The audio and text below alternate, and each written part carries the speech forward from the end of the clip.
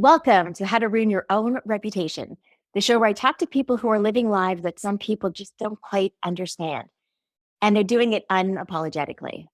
Our topic today is one that's being talked about a lot, and it's a little polarizing. And it's polarizing because it brings up feelings in people. And the truth is, for a lot of adults, they don't like feelings that we're not used to or that make us uncomfortable. And it's not that it's a new topic, but it's a topic that's new to a lot of people. And listen, the truth is, especially with adults, some of us aren't comfortable with being asked to rethink the way that we've been taught to think about certain things our entire lives. It feels uncomfortable, it feels complicated, and it can be a little scary.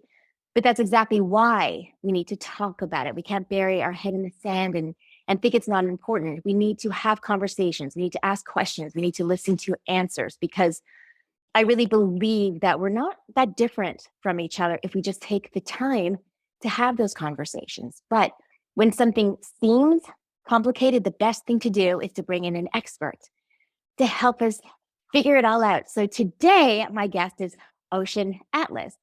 Ocean is a non-binary educator and a gender diversity consultant. They also wrote the book Non-Binary for Beginners. And their pronouns are he, she, they, or no pronouns at all. Why is that important? Well, that's one of the things that we're going to be talking about. So let's just jump right in and welcome Ocean to How to Ruin Your Own Reputation. Thank you for being here. Thanks so much for having me, Marcy. I'm happy to jump right in. So I want to say first that I read your book, Non-Binary for Beginners, and it was full of information. But I think the thing that I liked best about it was the tone, believe it or not, that you wrote it in. I think you're not talking at us. It's not textbooky. You're not throwing a bunch of terms. What you're doing, I felt, is that you're really inviting us in for a conversation. And it's almost like you're saying, and correct me if I'm wrong, thanks for wanting to know. Thanks for being here. Thanks for wanting to have this conversation. And I think that is so welcoming. And so for anyone listening, it's such a great way to get the information that you need in a way that isn't as scary or preachy. So thank you. Thank you. That was exactly the objective. There's a lot of books about inclusivity or differences where, one person's right, one person's wrong, and we kind of talk at each other. And I think in general, in our society today, we love talking at each other. And when we do that, we don't actually really learn anything from each other. So I wanted to make a space where it said, okay, it's okay to ask questions. It's okay to not understand something. Just showing up and trying and showing someone that, you care, or at least want to think about caring, that is enough just to have a starter conversation. So it doesn't have to be about being afraid to make mistakes and afraid to get things wrong. It can be just, if you have a tiny bit of curiosity and a tiny bit of empathy, maybe we can have a conversation and just remember that we're all on the same side here. We're all just human beings trying to do our best and live our lives. And when we can do that in as inclusive a way as possible, and that's not just being inclusive for people who might need a little extra help, but inclusive for everyone, for wherever anyone is at, I think that can lead to a lot more richer conversations. That's great. That's how we learn. We can't be experts on everything right away. We're gonna make mistakes, and it's okay. But better to make those mistakes and then learn from them than to never have the right information to begin with. Yeah, it's so important because, in our culture, we really glorify perfectionism and getting things right the first time. And then we also are in an age of epic cancel culture. So nobody wants to say that one thing that's just going to get you canceled forever. And because of that, that shuts down a lot of really important conversations where we could actually bridge these gaps and talk with each other and not be so separate. That's such a basic question, but the truth is, I know that there are I know people who just don't know what it means to be non-binary. Mm-hmm. So can you just explain that, please? Sure. So most things in life are not exactly black and white. That's what we're taught, in school and when we're younger, that things are right or things are wrong, things are black or they're white, and you're a man or you're a woman. And that is true almost all the time in that particular case. It's just that there are some exceptions, and not everyone fits into these neat little boxes. And that's true about every aspect of life, not just gender, is that when you have specific options, whether it's two or more, not everyone fits perfectly into those boxes. So when we're talking about binary, we're just talking about a choice of this or that, in this case, man or woman, and what happens to people that don't fit in either of those categories. So there's three types of people generally. There's people who were born and a doctor says, oh, it's a boy. And that person grows up and thinks that they're a boy forever, and that's wonderful. And then there's another person who is born and the doctor says it's a boy. And that person says, why is everyone telling me I'm a boy when I'm actually a girl? And that is a transgender person, but within the binary. And then there's a third type of person that when the doctor says it's a boy, that person grows up and says, wait a minute, man doesn't quite make sense to me, but woman doesn't really make sense to me either. What do I do now? And then that begins the glorious journey of finding a non-binary identity, which is confusing for everyone. Honestly, it's confusing for non-binary people too, not just people who aren't non-binary. So it is an ongoing conversation. And because its definition is necessarily outside of something that's known, it means that there isn't exactly a clear definition for what it is, which is both extra confusing and also kind of beautiful because it means that you don't actually follow a specific rules to fit into a specific box. You can kind of make it up as you go along. And some of these people have some things in common and call that a certain thing, and some people don't. And you just get to live life according to what makes the most sense to you. So then let me ask you this. So what is the difference between, there are some men, let's say, who are very stereotypically men. You know, they do all the things that we see in all the beer commercials, those guys, right?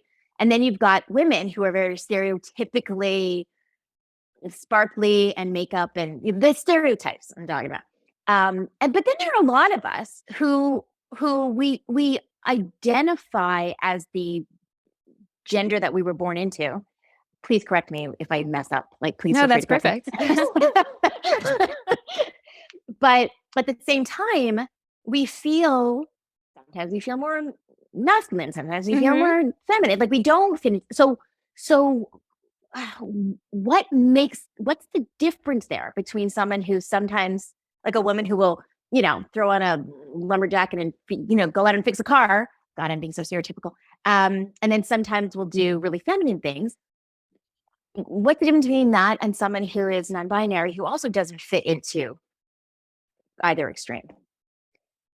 It is an internal feeling, not an external feeling. And that's what makes it extra confusing because all of us have stereotypical masculine and feminine elements within us. And there are so many, they call themselves butch lesbians. They are women through and through. They might look like men, but they are absolutely women, no matter how shaved their head is or what clothing they wear or how many sports they play. They are women. Some great examples of this are on sports teams, women's sports teams. These are women who have some maybe stereotypically masculine traits, but they are absolutely women. And that's the end of the story there. There are also men who call themselves cross-dressers because they love to wear women's clothing, but they are men because that is what they feel. So there is a difference between gender identity and gender presentation. And gender presentation is what we do with our hair, what we do with our makeup, what we do with our clothing, the type of music that we listen to, the way that we dance. That is all kind of a performance in how we are expressing ourselves. But it's not who we are and it's not who the gender is. So you can have androgynous looking people who are non-binary. You can also have people who are extremely feminine, assigned female at birth. So when they were born, the doctor said it's a girl. They have long hair and fake eyelashes and they're wearing the sparkliest dress and they're still non-binary because that is what they know to be true about themselves. So it isn't as easy as looking at someone and saying, okay, this is how you dress. This is what your behavior is. Therefore, you're non-binary. It is a more personal conversation that you would have with someone, which is why, people try to be a little bit more inclusive and suggest that people introduce themselves with their pronouns because it can be a bit of a hint. However, just to make things extra complicated, pronouns are also separate from gender. So some non-binary people love to be called they, them pronouns, and some don't. Some prefer to be called the pronouns that were their assigned gender at birth. So that when they're born, the doctor says it's a girl and they only want to be called she, her pronouns, but they're still non-binary.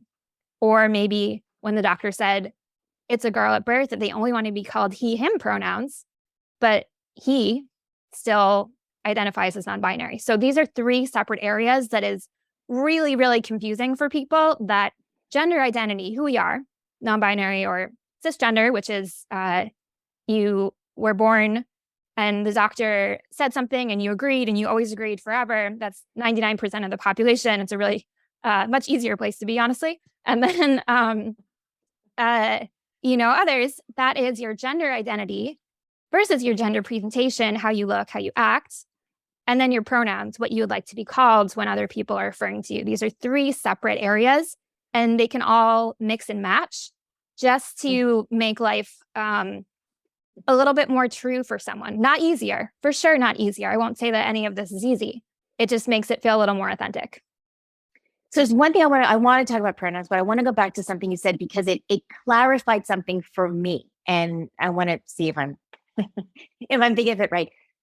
Because when I said that sometimes you could feel like even me, so let's say sometimes I feel sort of the more masculine part of me, and sometimes I feel the more feminine part of me. But from what I'm learning it from you right now, it's that even when I'm feeling the most, let's say I'm dressed more butchy or I'm doing more, I still feel like a girl. I still feel like whatever that That's your means, truth. whatever that means. That is still, so it doesn't matter what I put on. It doesn't matter even how I'm feeling at that time. I still know that I'm like it. That's how I feel. I feel like, so that's the difference, right? So that I appreciate that because I understand that now. That's good. See, we have to talk about things to make it clear. It's good to talk about. And there's another element of confusion in there because, there's a bit of a conversation about how, especially with butch women, there is conversation out there that non-binary trans people are trying to take away all the butch women. We're trying to take something from someone. But the reality is that you are inside. So if you are a butch woman, no one's taking your womanhood from you. We love your womanhood. We want to celebrate your womanhood because it's your truth. Yeah, and that's the whole TERF subject, right? And that's a big. I do want to talk about that for a second because I know that I've had this debate with people, and I know my producers had this debate with people, and I think for me, I'm fairly new to the community, and I find it disheartening that I feel that there's a bit of a divide when it comes to this topic within the community, which is a little disappointing. So can you just touch on the whole TERF thing? Because we're hearing about that a lot in the news too, with J.K. Rowling and a few celebrities, right? Yeah, that breaks my heart because I love Harry Potter, and it's like it's one of those. Can you separate the art from the artist? I'm trying to. I'm really trying. Sometimes, we talk about having really open conversations. Sometimes it might just be best for someone to just stop talking for a while and just listen for a little bit. But let's have a conversation. So TERF stands for Trans Exclusionary Radical Feminists. There are some other acronyms as well, which aren't as nice. But this comes from an idea that we're going to be feminists and we're going to support women as long as trans people are not included in that. And this is a inherent conflict with the idea of feminism, which is about gender equality and not being penalized because of your gender.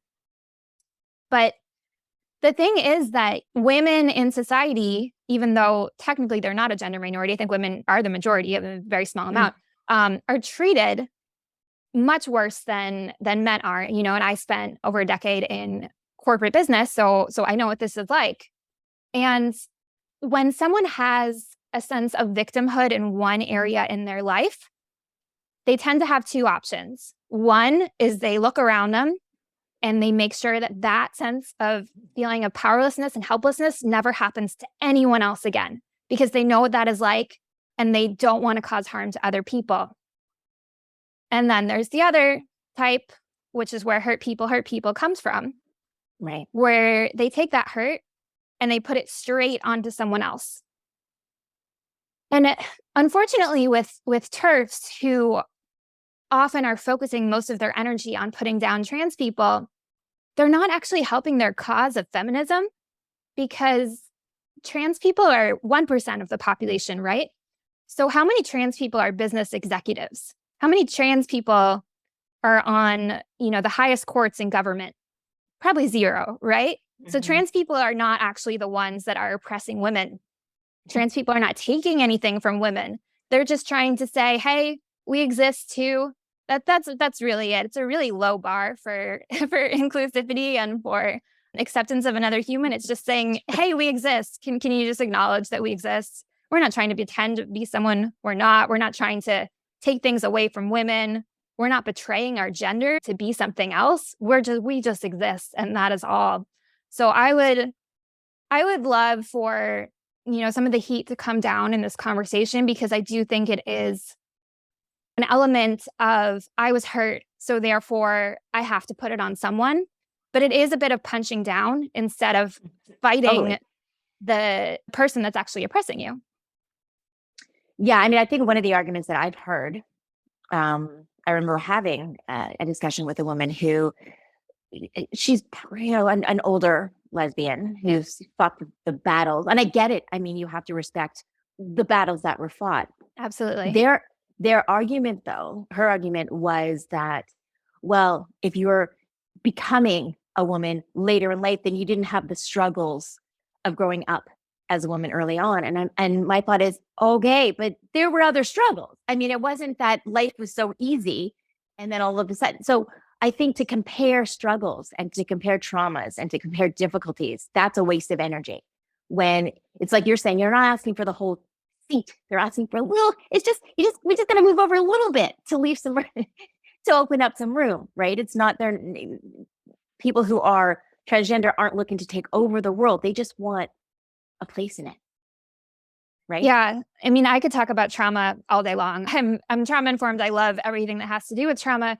But That sounds I mean, funny. except for that it happens. I think that most of us in society, regardless of our minority status, have had traumas, and how we deal with it and what we do and how it informs everything we do in our lives is a conversation that is much bigger than this and needs to be had. But you were talking about gatekeeping earlier, and when you were saying, you weren't a woman earlier in life and now you are, and you didn't fight these struggles, the very first thing I thought of is another aspect of queer life that is not part of this, but it's tangential, is gold star lesbians, and saying, if you were straight as a kid and you just came here when you're 40 years old, like, you're not a lesbian, like you don't deserve to be here. And it's like, well, are you a lesbian or are you not? So it's like, I mean, you're here.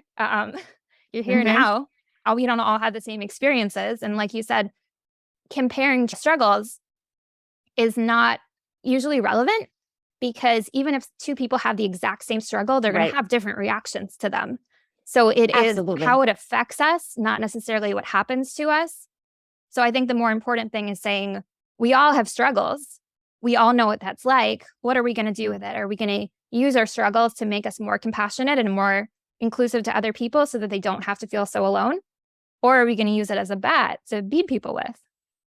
Absolutely. I mean, I think that nothing good comes from not letting people evolve too. Like when you talk about the whole gold star lesbian thing. And again, as somebody who came out later in life, I think that's one of the reasons why some women do come out much later, is because there is that feeling of, well, have I earned it?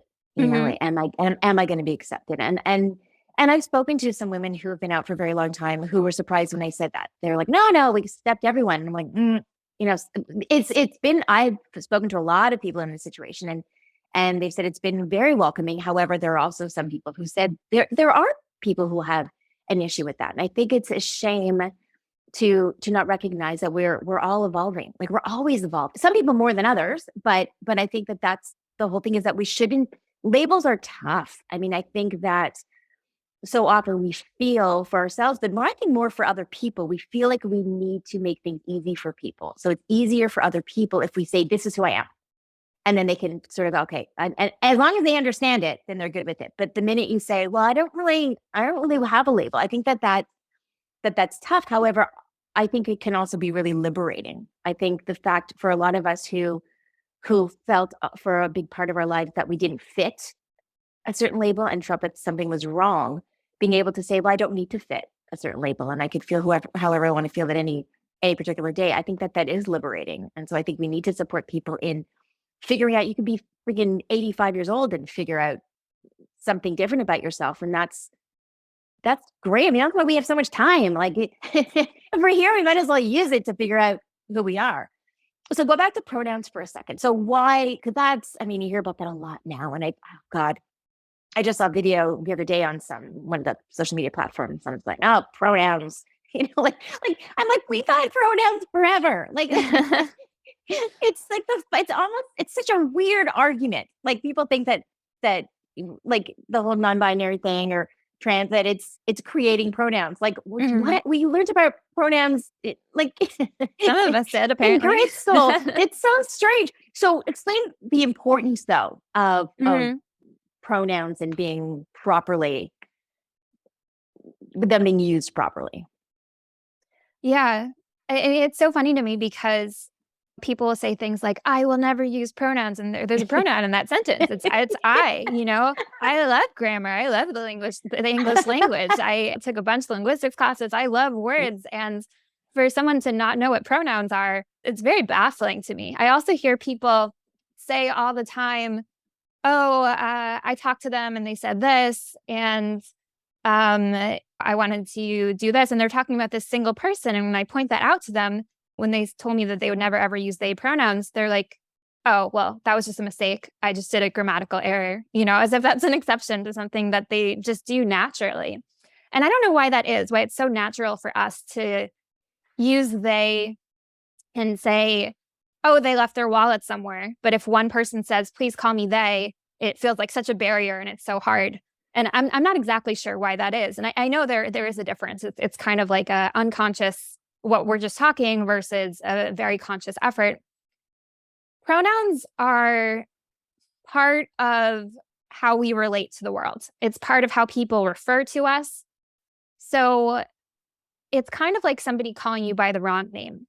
So let's say that you have a friend named Mike, and he is a bodybuilder and drives a truck and, loves country music, like all the things that, think make him at the very end of the masculine spectrum, just loves being a man.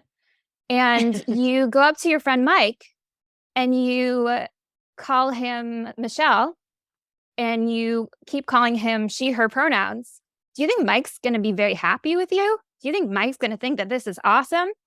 I mean, you might be in a little bit of a danger. Maybe I should use someone else as an example of someone who might not say anything back to you. But in general, when somebody calls you by the wrong name, especially after you've already told them your name, it doesn't feel that great. And you don't really feel very respected by that person. And so that is true for when someone changes their name and asks you to call them a different name. And it's also true for the pronouns that they refer to themselves with. For some people, pronouns are the single most important thing that represents their identity, especially people who have a very clearly defined sense of gender. Certainly binary trans people, if you call them the wrong pronoun, that is horrifying. That's so disrespectful. That's saying that I don't acknowledge who you are today. You are a butterfly. I'm going to call you a caterpillar till the end.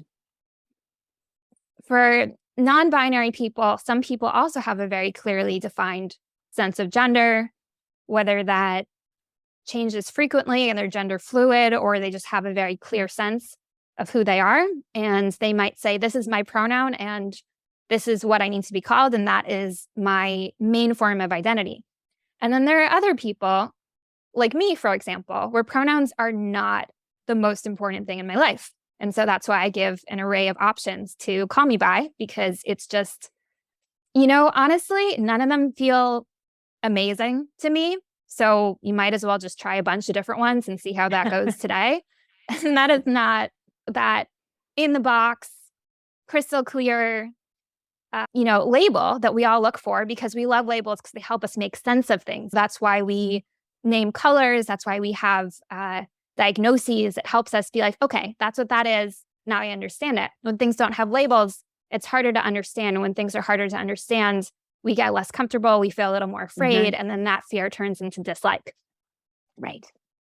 But some things just really don't have the proper label. And that's just the way it is. It's a little more murky and it's a little less understandable, but it's true. So in general, for me, I know how important pronouns are to other people. So if they ask me to use a specific pronoun for them, especially if it's something that's not personally comfortable for me, like a neopronoun or something I hadn't heard of before, I do it. Because even though it's not the most important thing to me, it is extremely important to this other person. And it's not important that I understand why it's important to this other person. It's only important that I respect this other person. That's it. That's really it. I really I don't need to understand this person's attachment to it. I just need to do what they've asked me because it is basic respect, just like they're showing me basic respect by calling me what I like to be called. It's so funny because it really is that, because it's that simple. Although it really, if somebody listening going, it doesn't sound very simple. But but I mean, in the sense of, especially if you take two things. If you take somebody that you don't know, somebody you're coming into contact with for a brief whatever, whether it's a work thing or you're in a store or whatever, what's the damage on your life if you just use the person's correct pronoun that they gave? Like, it's not, yeah, you might feel it's weird, you might not get it, but like, then you leave and it's not having a negative impact on your life. So why be disrespectful? If it is somebody that is part of your life, then why wouldn't you want them to feel respected and support? Again, yes, if you've known somebody who for all your life they've been using one pronoun and then they switch, it's like if somebody gets married and they change their name, or if somebody just decides to change it or whatever. It's kind of like, oh wait, okay, so you might take a minute, but yeah, okay, so you'll be uncomfortable for a minute. You have to think for a second. But in the grand scheme of things, with all the things that we have to deal with, is it really such a big deal? Two questions though about something you just said. One is, and this goes back to what we were talking about at the beginning with making mistakes and feeling okay with that.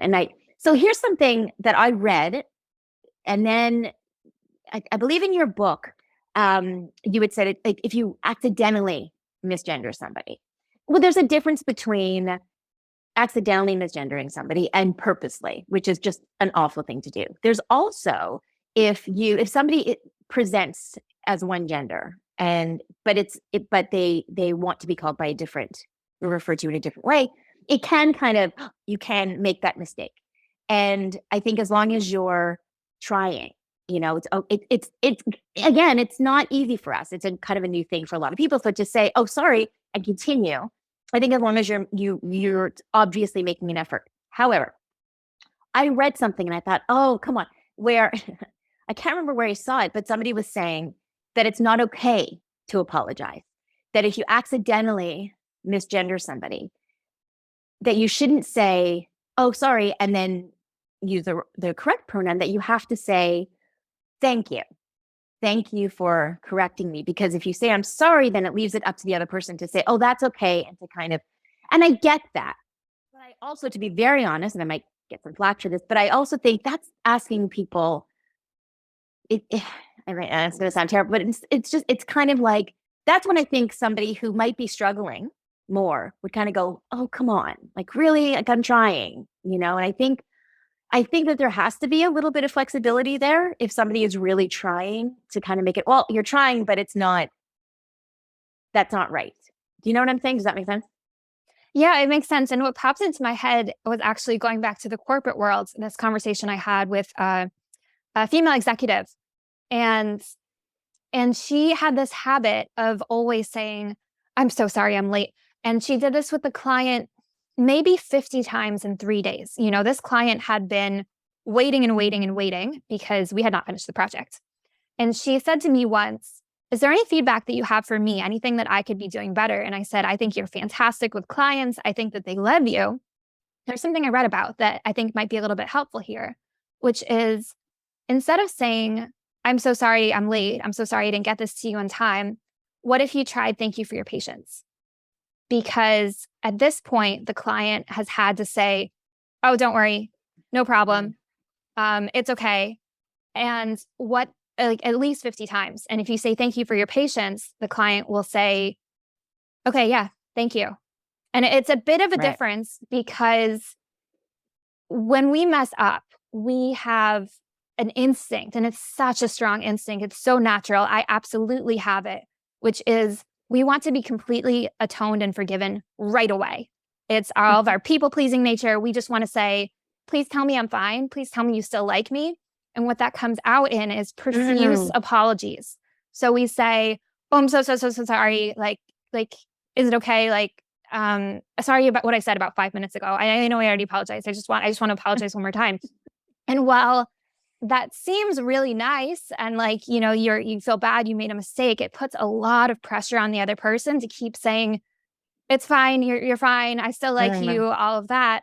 And when you already felt the kind of sting from being disrespected, even though it was unintentional, because, intentions absolutely matter. And it's really important when somebody is doing their best. But when you're unintentionally disrespected, it's kind of like somebody stepped on your foot. And there's a big difference between if somebody steps on your foot by accident or if somebody steps on your foot because they don't like you and they just really want to step on your foot that day. But it still hurts. Your foot still hurts. So if you were spending all of your time consoling the other person for stepping on your foot, that just gets kind of tiring. If it's one single interaction, that would be fine. That would make sense. But like I said about the story with my, the executive, she had already said sorry about 50 times to this client. This was not a one-time thing. And when you are seeing people in their lives, they're not having conversations about gender or pronouns just one time, just with you. They're probably having 20 of these conversations a day. And that can really weigh on you. And even if it sounds so small, like, oh, these are just words, why do words matter? Every single bit of disrespect, even if it's completely unintentional, you had the absolute best intentions, adds to your allostatic load. It adds to the stress that you carry with you and that weighs you down all day, that is hard to get rid of when you're not just facing people who have the absolute best intentions and they love you so much, but you're also facing government officials that want to deny you rights, and you're also facing people who are actively hateful. It all just adds up together until it makes it just hard to go on. So I think the most important thing is having good intentions. And when your intentions are as pure as I think that they are, at some point you can move on and say, okay, I've done the apology thing profusely many times now. Maybe next time I'll try something different. And maybe next time I accidentally misgender someone, I'll just say, thank you so much for correcting me. And I'll just move on. And that discomfort that I feel, knowing that I really want that person to like me and I really have this people pleaser in me that makes me feel so uncomfortable right now, I'm just going to sit with that. And I'm just going to keep that, because as uncomfortable this is for me, I know that this other person probably has a lot more uncomfortable situations that they've probably had just today. So I can hold that for them. And that's going to be a gift that I'm going to give in this moment. So there is something that I want to take this a bit further, because explain to me the whole neo pronoun. Because again, I find that takes something that can be a little bit complicated and really throw a lot of extra stuff in there. So can you break that down? I'm sure, just first explain what that is and then why that is.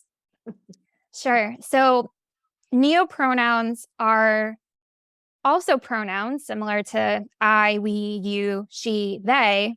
They're just pronouns that don't have historical reference. Some of them do, actually. Some of them have been around for decades, but most of them are relatively new. And some of them, honestly, were made up either on Tumblr in the last few years or by an individual person.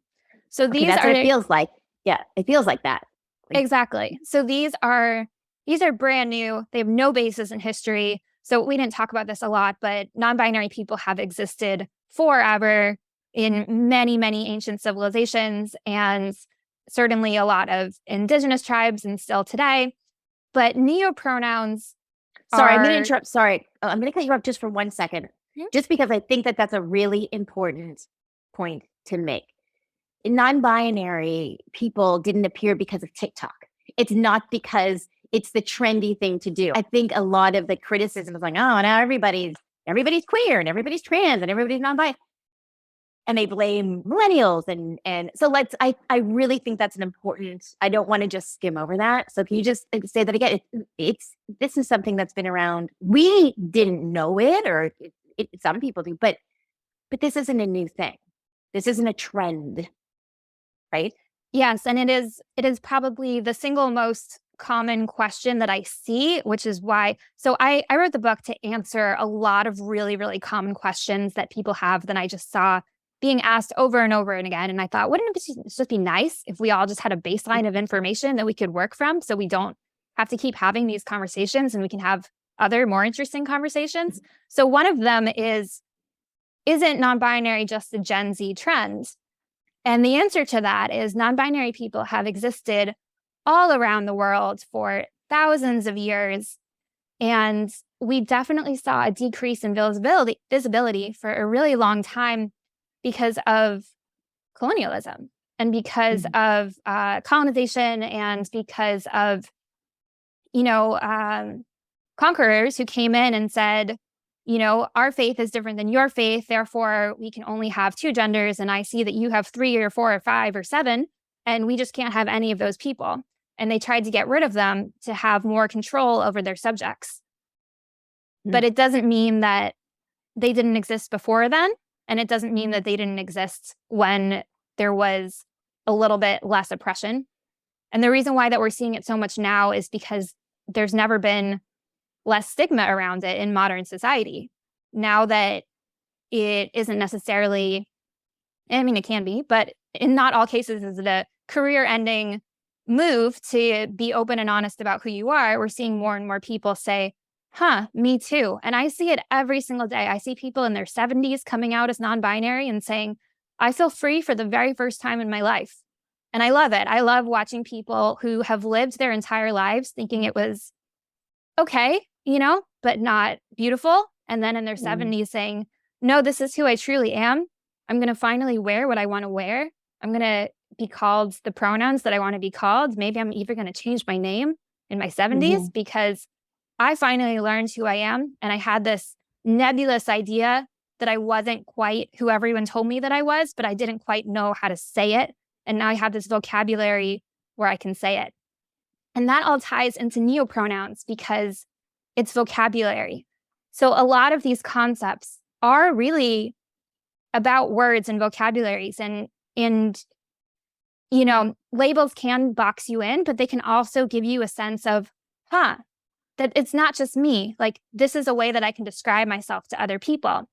And so a lot of people didn't have the language to say, I'm non-binary, I'm agender, I'm bigender, I'm gender fluid. They didn't have this language, so they didn't know how to describe themselves to other people. But then they saw other people talking about it and said, that feels more true to me than anything I've ever known. And so where neopronouns come in is they do take it a step further and they say, okay, all this vocabulary is great, but actually I think it could be even better. And it doesn't matter to me that there's no historical precedent for this, because this is what makes sense to me. And this is what makes me feel the comfiest in my skin. And if not everyone gets it, that's okay, because I know who I am. So me personally, I don't use neopronouns for myself. I say that I'm pretty pronoun agnostic when it comes to, what you want to call me. But for neopronouns, I'd probably rather not be called neopronouns. But I know people who only use neopronouns. And again, it's not about what I understand or my personal preferences for what I would like for my life. That is what makes them feel alive. And that is what makes them feel seen and feel loved. So when they ask me to use their neopronouns, I do it. Even if it's, a word that I had never, ever seen before and it's spelled weird and there's a bunch of X's, I do it because that is respecting them. That's respecting their own autonomy. And when we tell people, you can't be called this, you can't look like this, that's taking away their autonomy and that's policing them. And we just don't have to do that for other human beings. It's funny. It's something I say all the time. All the time. I say that social media, it's flooded with memes and quotes and videos saying, just be you. But they're really saying, but not like that, Exactly. And it's like we push individuality constantly. But as long as, I want you to live your best life, as long as your best life looks like my best life, as long as it doesn't make me uncomfortable. Exactly. And so I will tell you, I've seen some neopronouns. Can you just give examples of what that looks, just for people who have no idea what it's just letters that are, because you really can make them up, right? I mean, I think I've seen MXE, I've seen like just X, Y, like it really, it's Yeah, so there's a lot with X's and V's. There's some like she, her, hers, but without the sh. So it's just like ers, and there's some like zier. There's some that's spelled like he and his, but with y's, and this gets a little far out. So I do think it's important, because everyone focuses on, not everyone, but a lot of people do focus on new pronouns as saying this is too extreme, this is out there, this is too out there, this is why I don't support non-binary people. And I think it's important to mention that not all non-binary people use neopronouns, first of all. right. And even if, a number of them do, it still doesn't really change that it's not my business. I saw something recently about a teacher who was saying they were using a neopronoun, and they sent a letter out to the parents, and the parents had a thing with it. But I mean, the kids are like, okay, like it's just a name. Kids actually understand gender so much better than adults do, because they don't have this conditioning that we've had through the media and commercials and TV shows and our rules that we've had our entire lives. When you tell kids about gender and you tell them that someone is non-binary or someone's transgender, they get it immediately. They immediately know, and they don't have judgments around it, which shows us that this isn't something, this idea of there only being two choices for all of the billions of people in this world.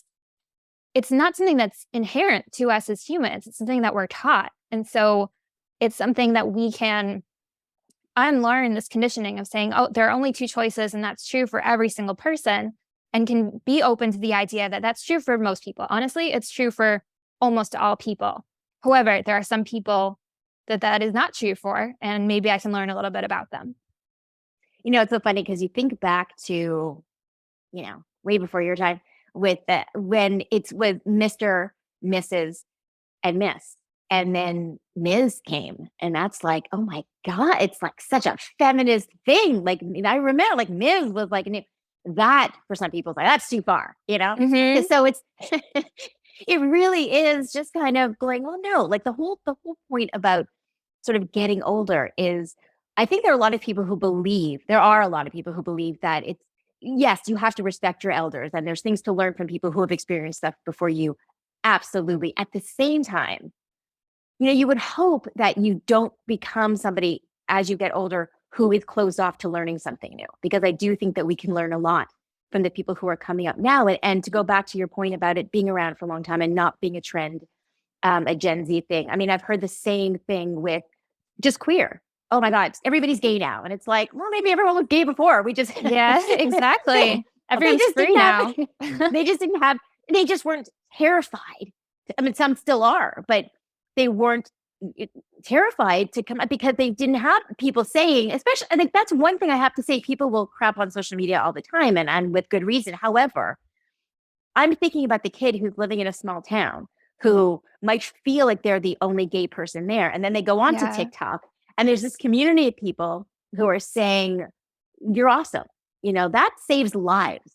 It does. Right? That's that kind of thing. So for anyone to say, oh, it's making people, it's not making anybody queer. It's just giving them the support they need to be who they are. And that's really what the whole thing, what it all comes down to. Because again, you don't have to understand somebody's life to, you don't even have to respect it. Like I say all the time, I don't care if everyone respects, you don't have to respect me, but you have to treat me with respect. I don't care. Or just don't be around me, but you don't have to understand how I live, but I won't be disrespected. You know what I mean? And I think it takes nothing to show somebody. It's the bare minimum is to just say, this is who you are. Okay.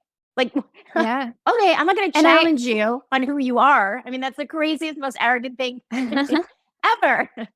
Exactly. Why would someone else know more about me than I know about me?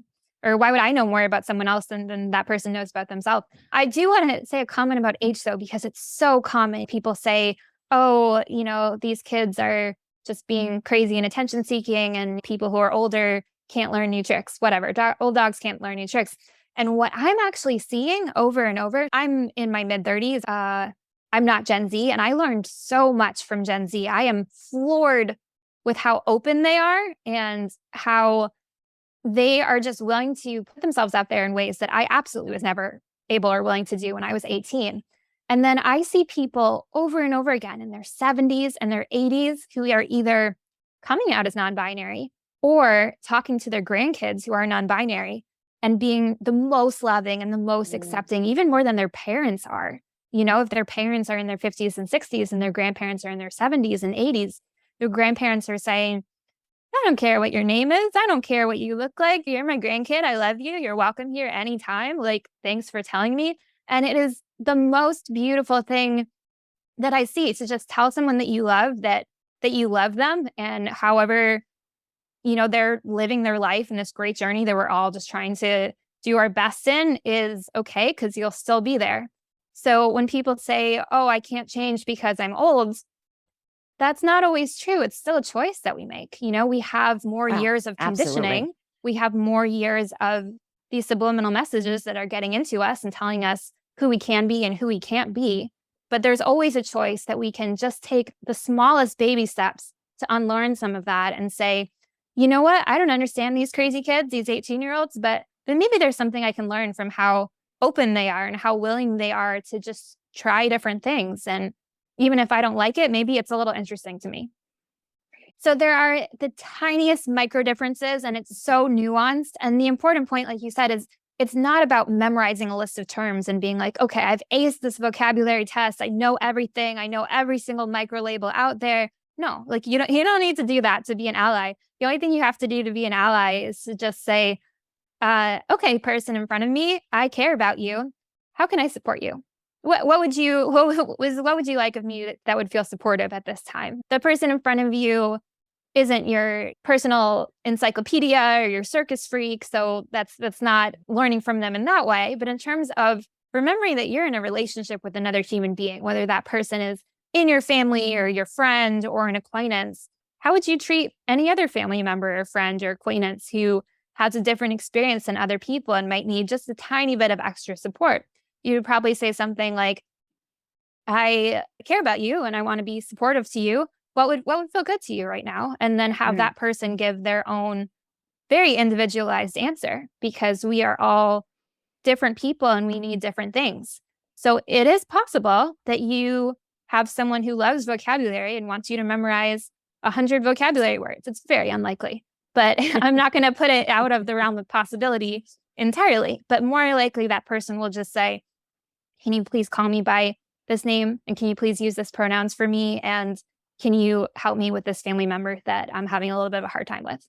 And it's why I'm so grateful to have started this podcast, because just in speaking with you, and I've always considered myself a pretty open-minded, live-in-the-moment person, and I do, but there were things I didn't understand. I mean, before we even started, I said, I don't understand some things. And you really, just in this conversation, clarified so much of that for me. And so it really is about being open to learning something, because it really does seem so much more complicated than it really is. And just to just talk.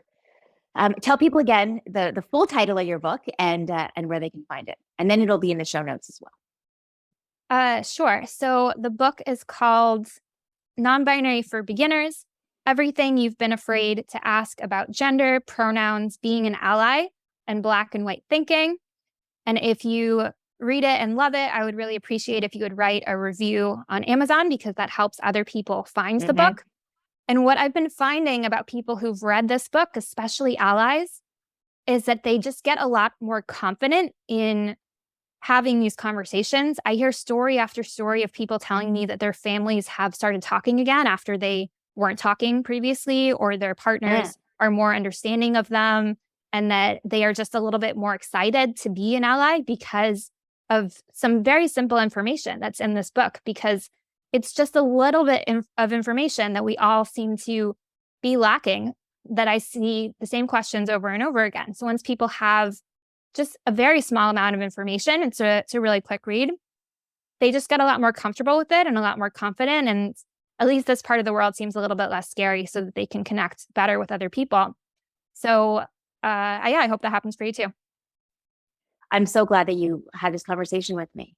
And I look forward to, I now feel more confident in having more conversations like this, like this too.